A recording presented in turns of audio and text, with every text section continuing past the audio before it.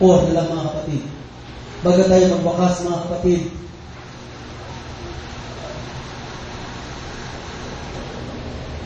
sabi sa Acts chapter 4, verse 24, at sila ng kalamanan ito ay nagkaisang itaas sila ang kanilang piling sa Diyos.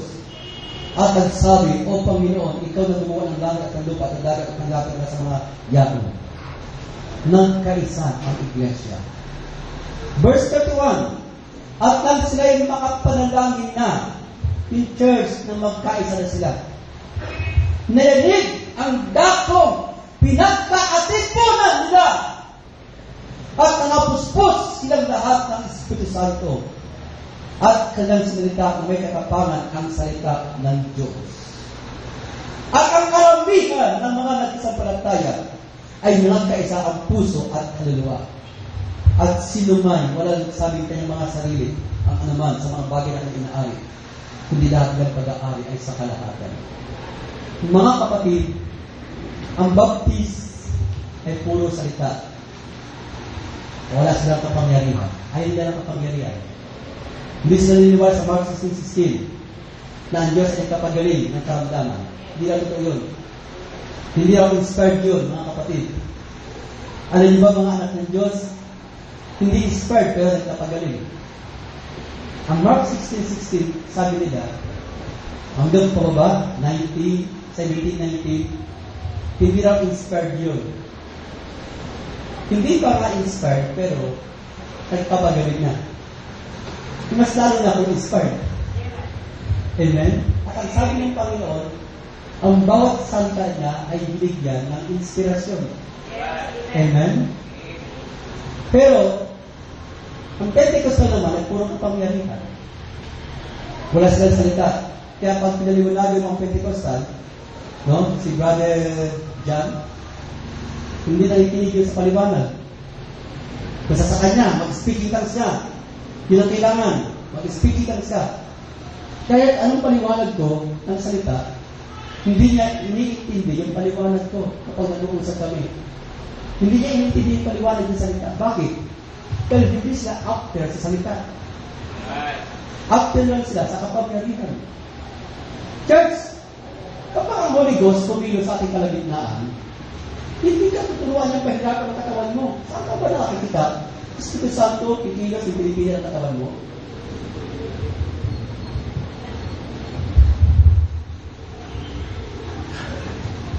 Namimilipit ang katawan? Diyos ba yan? Namimilipit ang mga kasukasuan, ang mga paan, namimilipit.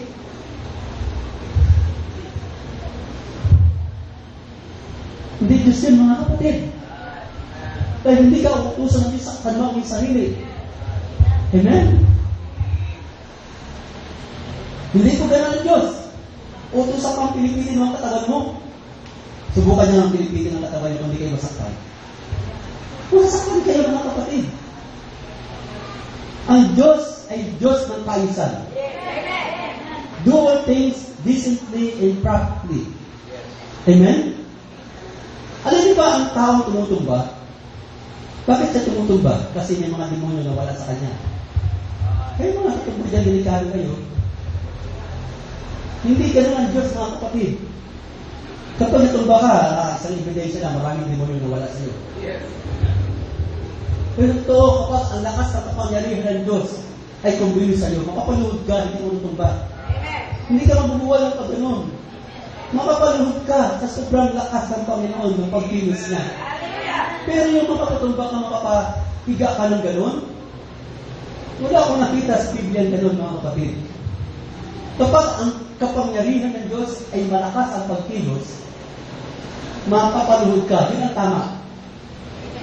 At sa pagluhod mo, tataas mo ang iyong kamay. Hindi yung magtumba ka, paano ka babagong ka dyan? Kung panagutan pa kita.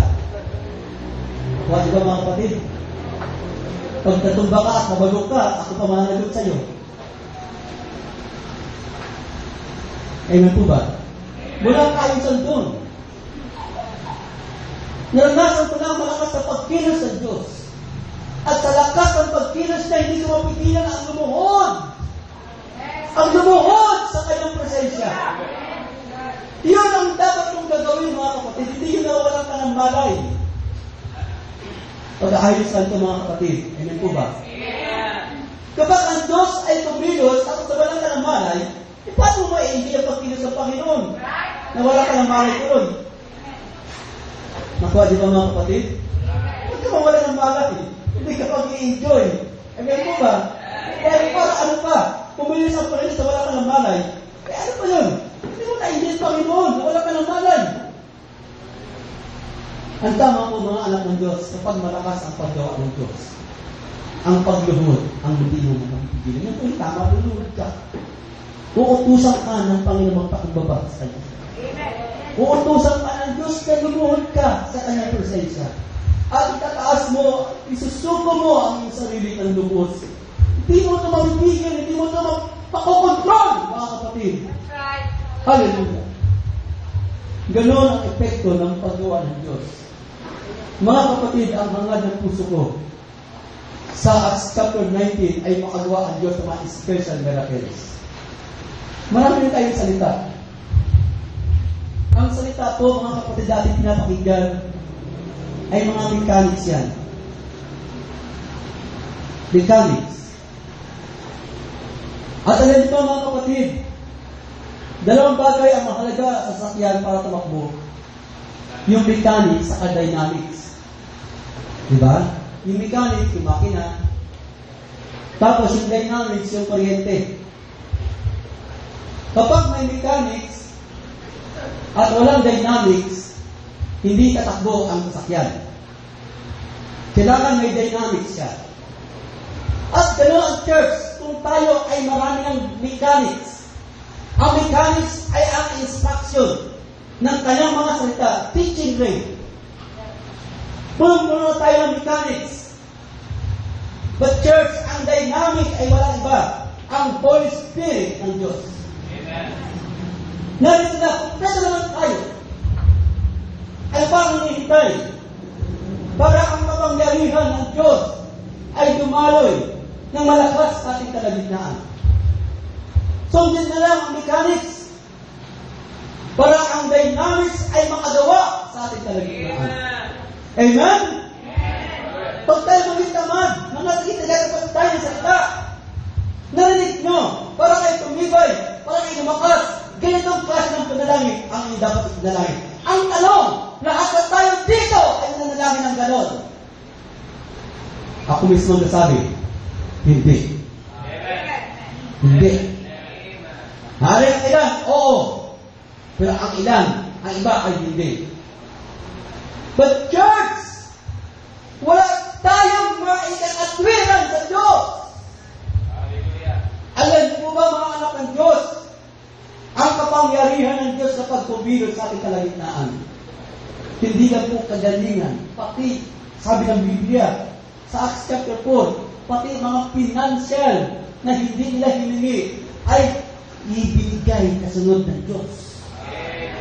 Nakuha niyo ba, mga anak ng Diyos?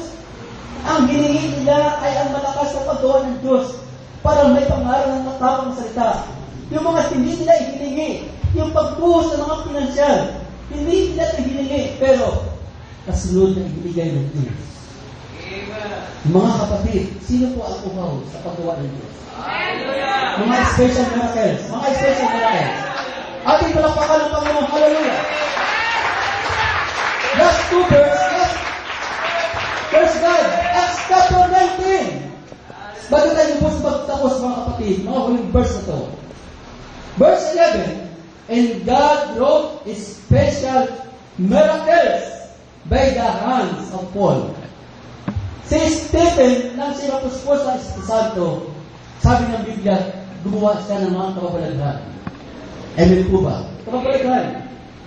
At sa lakas ng pagkilos sa kapangyarihan Diyos kay Pablo, ang mga may karamdaman, aninod niya lang ang dapian ng aninod niya lang, imagine, yung aninod niya lang, gumagaling ang mga may sakit.